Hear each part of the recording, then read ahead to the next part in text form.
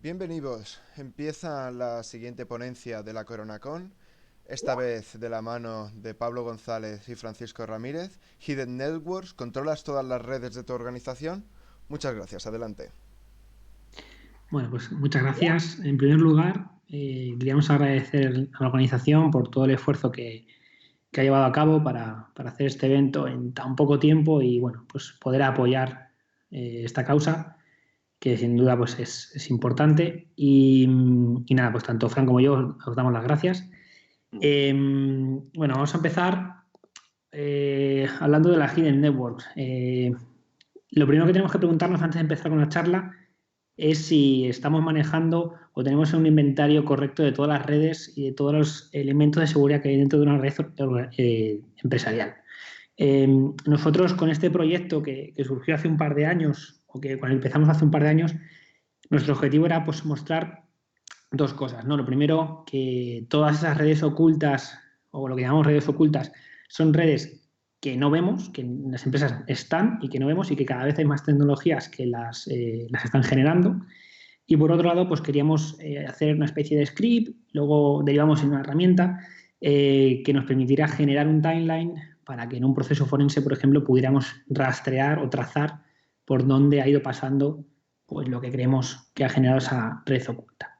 Entonces, bueno, lo primero, yo soy Pablo González y bueno, trabajo en Telefónica en el departamento de ideas locas. Bueno, tengo algunos libros sobre el tema de ciberseguridad, soy ponente en diversos congresos y bueno, pues ahí tenéis un poco mi Juamay.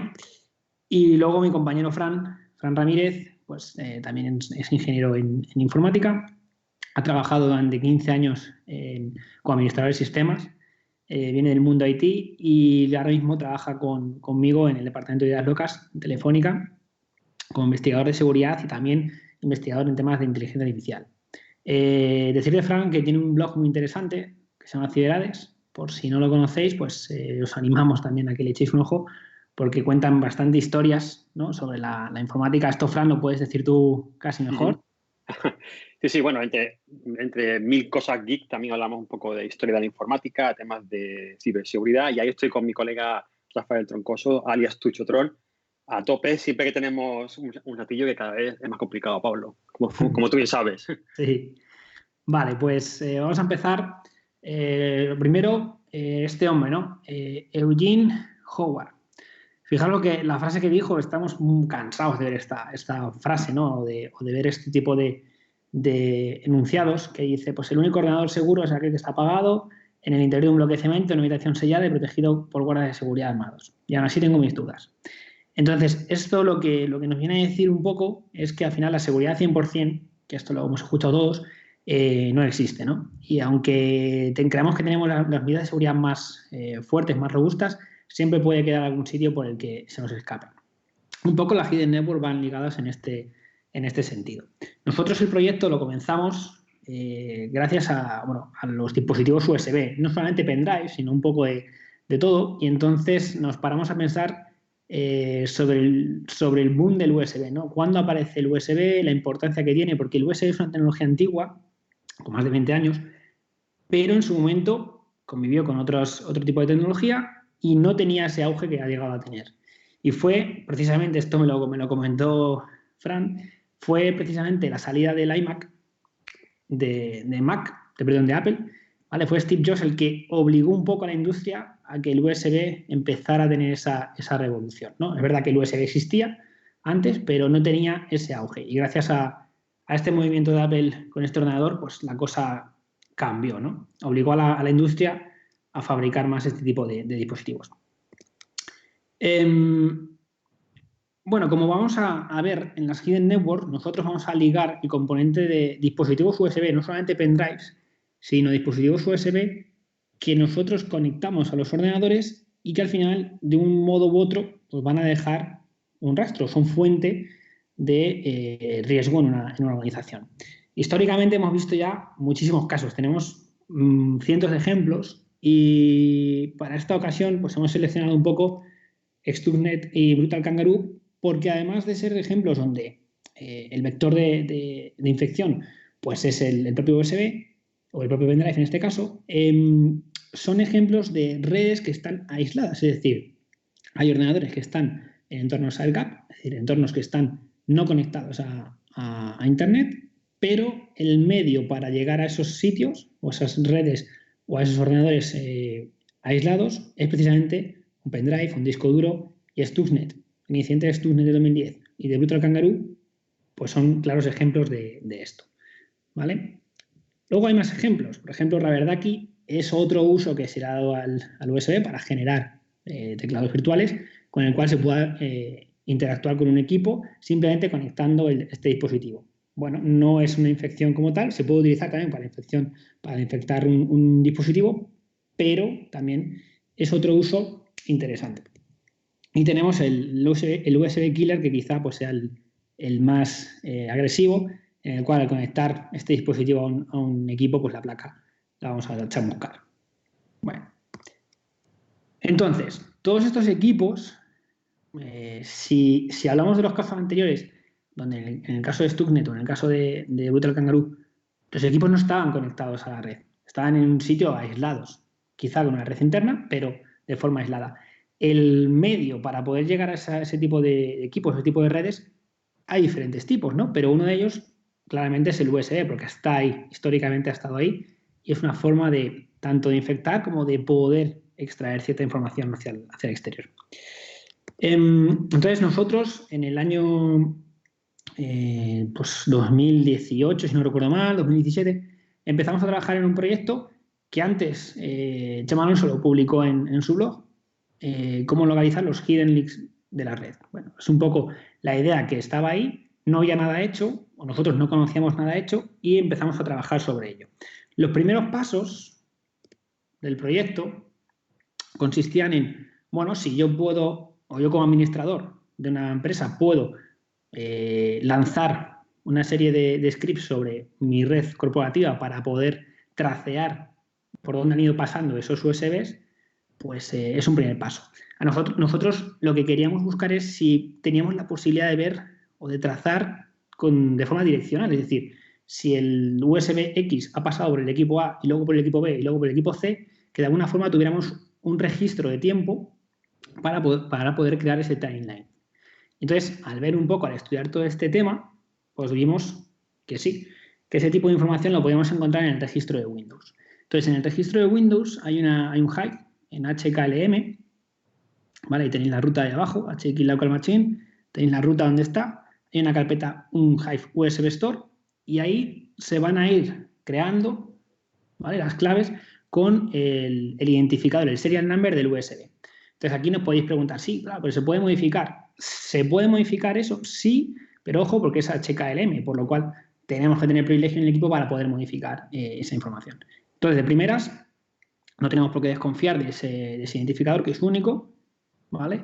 Y luego, dentro, vemos que hay dos atributos que son el Container ID, que es un identificador único a esa máquina para ese dispositivo USB conectado. Es decir, el serial number nos tiene que quedar claro que si conectamos ese dispositivo USB a otro ordenador, ese Hive tiene el mismo identificador, pero en el caso del Container ID, no. El Container ID solamente es local a esa máquina, ¿vale? Es un identificador único para ese dispositivo, pero local. Y luego tenemos el Friendly Name, que nos va a servir más adelante, como os va a enseñar Fran, pues para poder realizar búsquedas del dispositivo concreto, un poco para ver gráficamente, para que el administrador o para que el analista forense pueda ver gráficamente qué tipo de dispositivo está buscando dentro de la organización en el caso de un incidente de seguridad. Bueno, entonces empezamos simplemente buscando este tipo de cosas y empezamos, yo le comenté a Fran, de empezar a trabajar con PowerShell, porque al final PowerShell nos proporcionaba todo lo necesario para poder realizar esas búsquedas en el registro de manera remota en los equipos de una organización, ¿no? Siempre y cuando pensando que quien lo va a lanzar es quien tiene privilegio administrativo en la organización.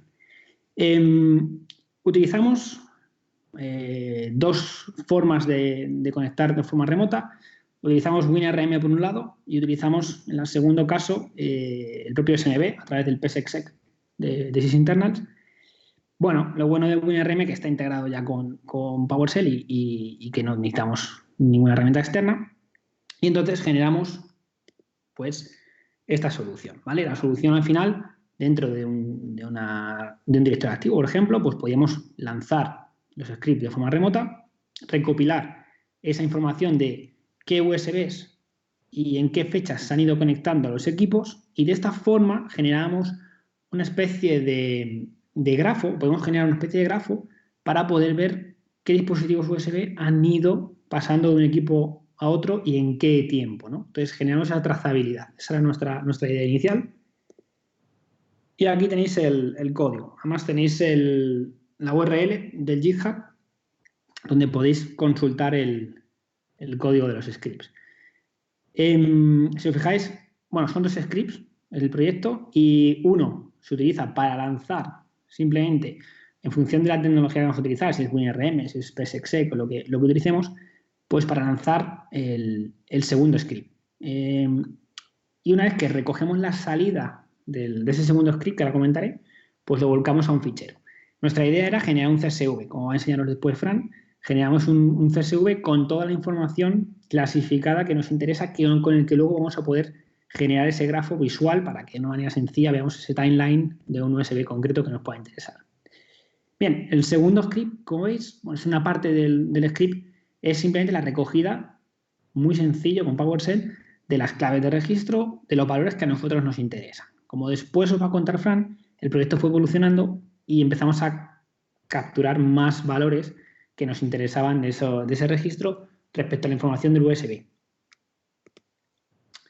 Bien, cuando obtenemos el fichero CSV, una de las cosas que podemos hacer pues es pintarlo. Entonces, la primera versión, fijaros que es muy, bueno, poco visual casi. En la primera versión utilizamos Gephi, donde le pasábamos ese fichero CSV y nos pintaba un grafo. Pero claro, aquí veis que no tenemos dirección, es decir, no tenemos sentido de las flechas, no sabemos si el USB pasó primero por el PC1 o por el PC2. Bueno, hay una serie de cosas que se pueden mejorar. Entonces, nosotros fuimos iterando el proyecto y pasamos de PowerShell a Python, que después veréis con Fran. Bueno, vamos a ver una pequeña demo de uso de estos scripts. Os coloco el vídeo. Vale, aquí tenemos una serie de máquinas, ¿vale? Unos cuantos Windows 7 aquí en escalera. Y tenemos nuestro server. Y desde aquí lanzamos el script. Fijaros que lo primero que nos pide son las credenciales, porque vamos a lanzar el script de recolección por cada una de las máquinas Windows 7 que acabamos de ver. Entonces nos pide las credenciales de administrador, introducimos las credenciales de administrador y nuestro script de recolección va a conectarse a cada máquina, va a ejecutar ese script, va a recolectar datos y luego nos vamos a pintar, ¿no? Como vemos aquí.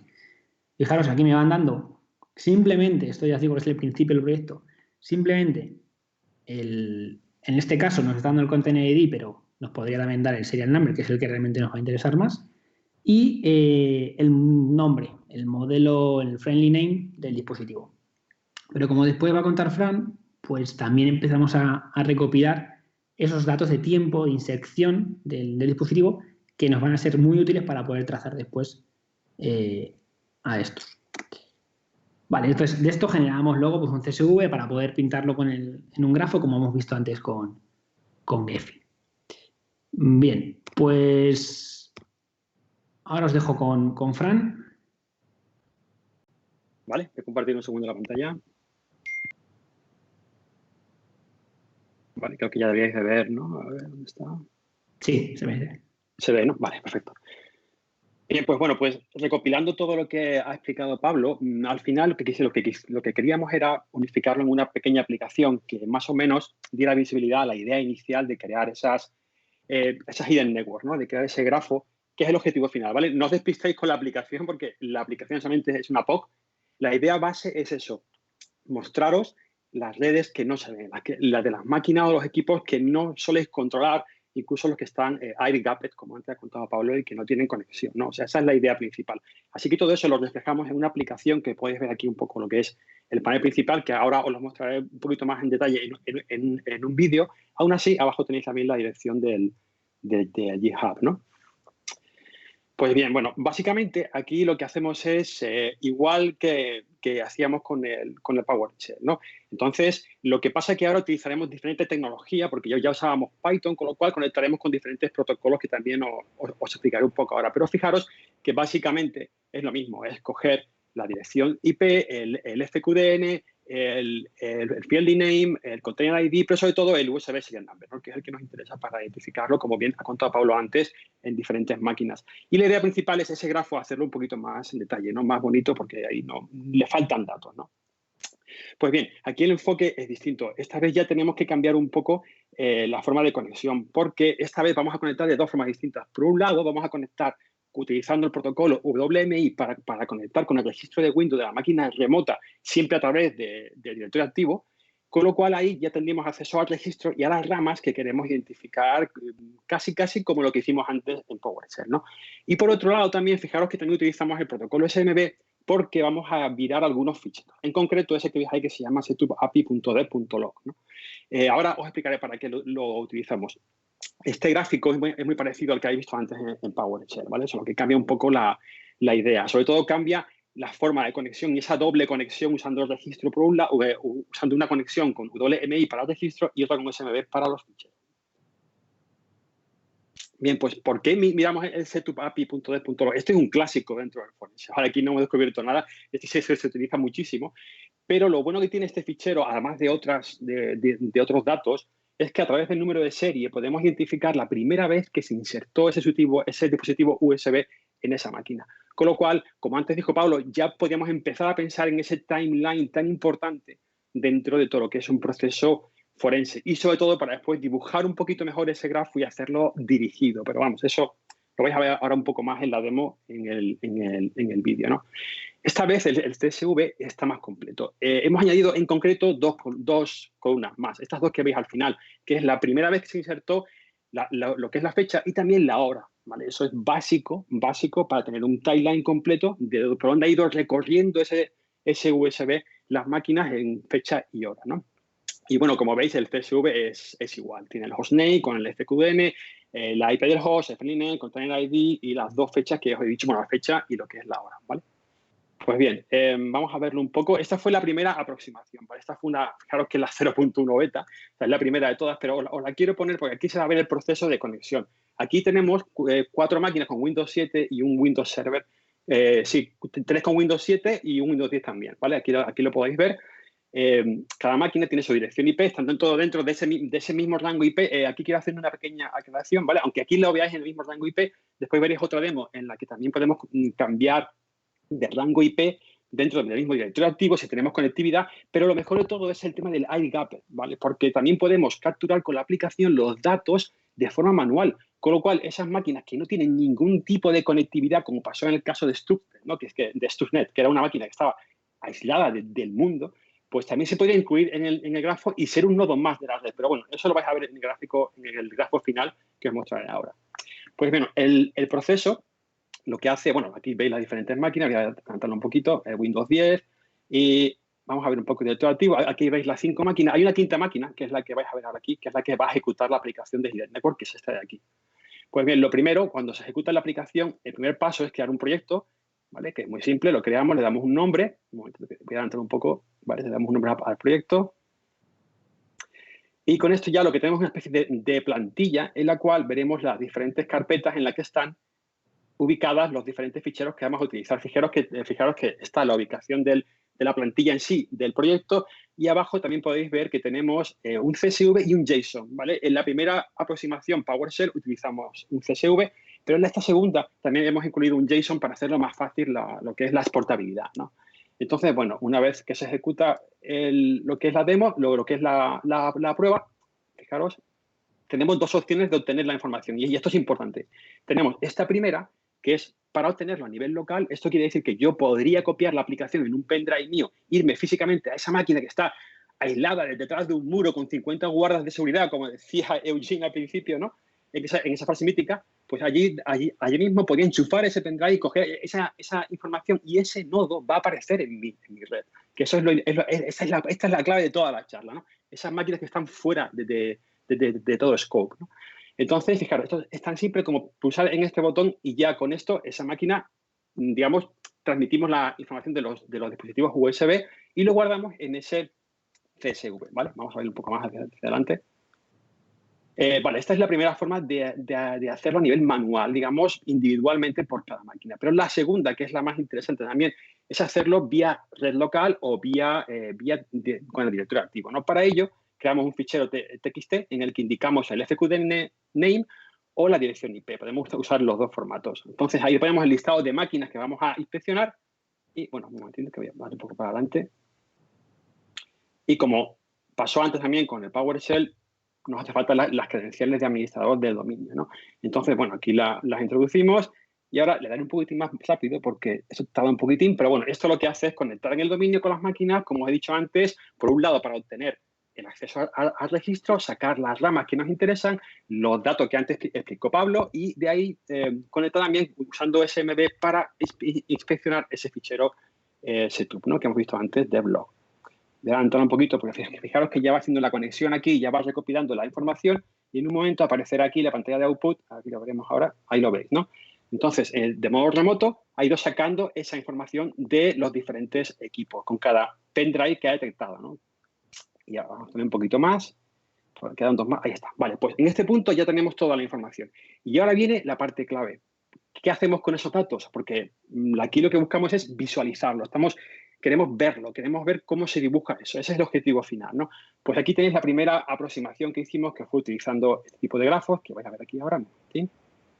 Pues simplemente con darle aquí al botón de Plot Project, debería de aparecer ahora el esquema, ¿no? De esa trazabilidad de cada uno de los USB. Un momentito que voy para adelante, que si no vaya más lento. Bueno, aquí solamente era para que vierais un poco el contenido del CSV, que es igual que antes, y también del JSON, ¿no? Que está aquí delante.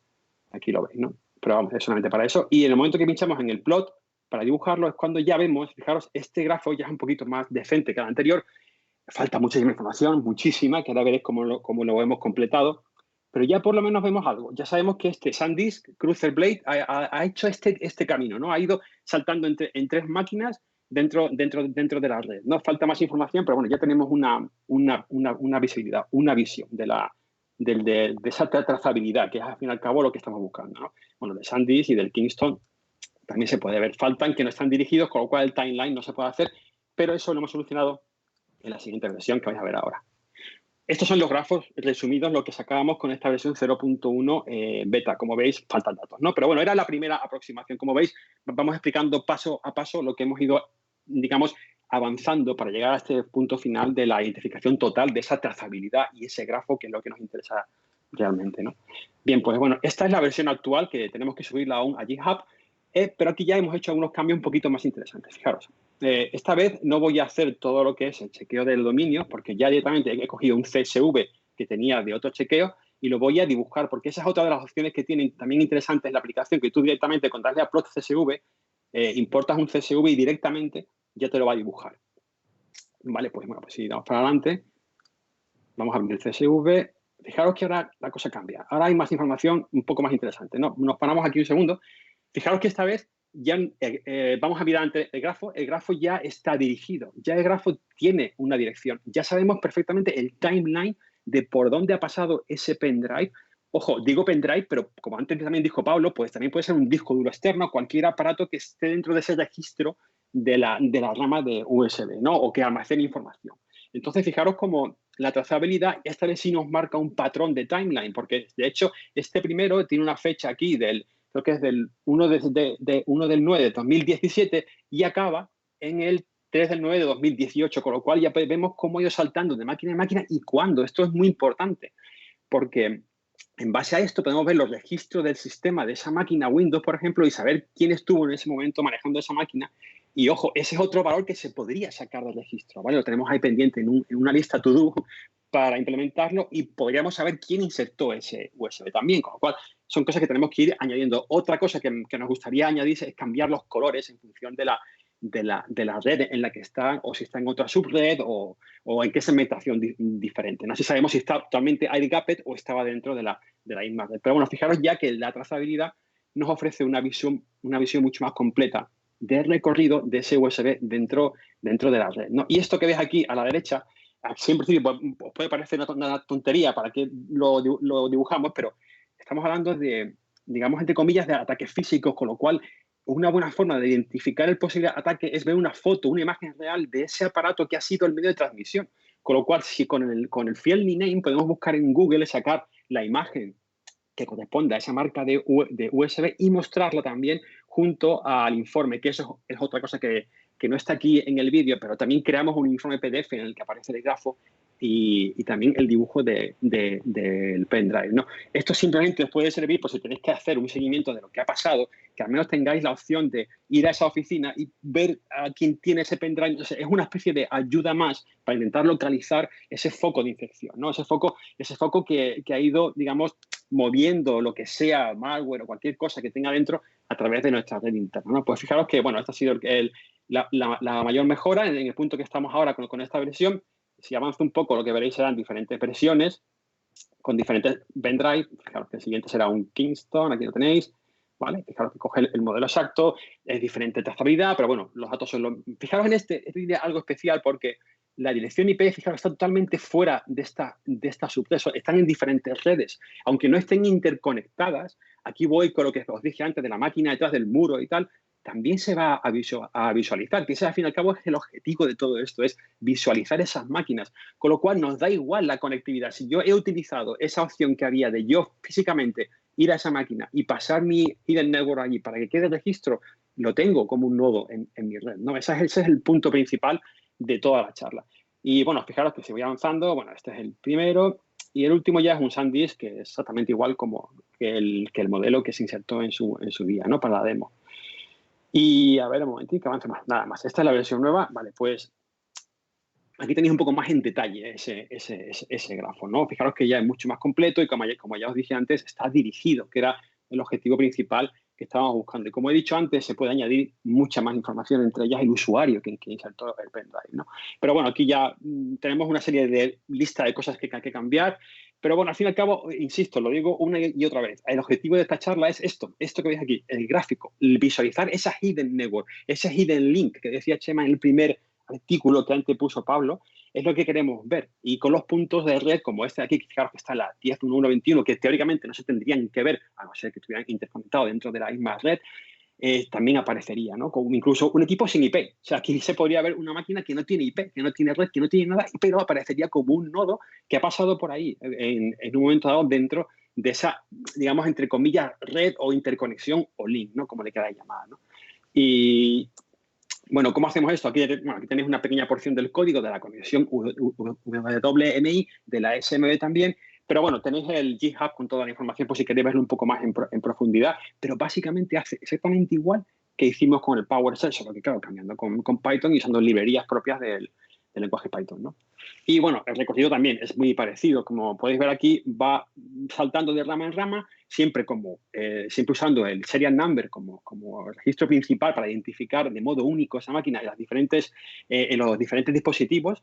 Y bueno, el file name, container ID, pero bueno, hemos cogido estos dos por coger dos datos, pero se puede coger mucha más información y sobre todo se pueden explorar mejor otros ficheros que hay dentro de la máquina en Windows. Por eso hemos puesto la opción de la conexión SMB para buscar otros ficheros aparte del setup que os dije antes, para buscar más datos, ¿no? Esto hay que investigar un poco, pero bueno, hay mucha información por internet sobre ello, ¿no?